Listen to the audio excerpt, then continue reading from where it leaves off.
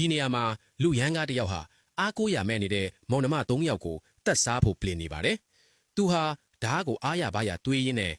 မင်းလူအကူကြီးကတော့ငှက်ပြီးတေသွားပြီ။အသားဒီမပုတ်ခင်ငါသူ့ကိုအရင်စားမယ်။ပြီးရင်မင်းလူ2ယောက်အလဲ့တဲလို့ပြောပြီးရက်ရက်ဆက်ဆက်ချင်းချောင်နေပါတယ်။ဒါပေမဲ့သူမသိတာကတေဆုံးသွားပြီလို့ထင်ရတဲ့အကူကြီးရဲ့ခန္ဓာကိုယ်ထဲကိုခေတ်သစ်ကဘာကဝိညာဉ်တစ်ခုကူးပြောင်းရောက်ရှိလာတာပါ။သူနိုးလာတဲ့အချိန်မှာတော့သူ့ရဲ့ညီလေးနဲ့ညီမလေးဟာတက်စားခံရတော့မဲ့အန်ဒီအေနဲ့ရင်ဆိုင်နေရတာကိုတွေ့လိုက်ရပါတယ်။အဲ့ဒီအချိန်မှာပဲသူ့ရဲ့လက်ထဲမှာထူးဆန်းတဲ့အလင်းတန်းတစ်ခုနဲ့အတူမိသားစုအမွေအနှစ်နက်ကလောင်တန်းတစ်ချောင်းရောက်ရှိလာပါတယ်။ဒီကလောင်တန်းရဲ့စွမ်းအားကတော့လေထဲမှာမိမိဆွဲလိုက်တဲ့ဘဲအရာမဆိုတကယ်လက်တွေ့ပစ္စည်းအဖြစ်ပြောင်းလဲပေးနိုင်တာပါ။လူရန်ကားကသူ့ကိုတတ်ဖို့ဓာတ်နဲ့ပြေးဝင်လာတဲ့အခါမှာတော့လူငယ်လေးဟာနက်ကလောင်တန်းကိုတုံပြီးခေတ်သစ်ကဘာကလျှက်စစ်တုပ်တစ်ချောင်းကိုဖန်တီးလိုက်ပါတယ်။ရှေ့ခေတ်လူရန်ကားဟာလျှက်စစ်တုပ်ရဲ့စွမ်းအားကိုမခံနိုင်ပေတကိုယ်လုံးတုံခါပြီးလဲကျသွားပါတော့တယ်။အခုကစပြီးငါတော့မောင်နှမကိုဘသူမှလာအနိုင်ကျင့်လို့မရတော့ဘူးလို့လူငယ်လေးကကျင်းဝါလိုက်ပေမဲ့အငှက်ဘေးဒဏ်ကြောင့်မေ့လဲသွားတဲ့ညီလေးကိုကြည့်ပြီး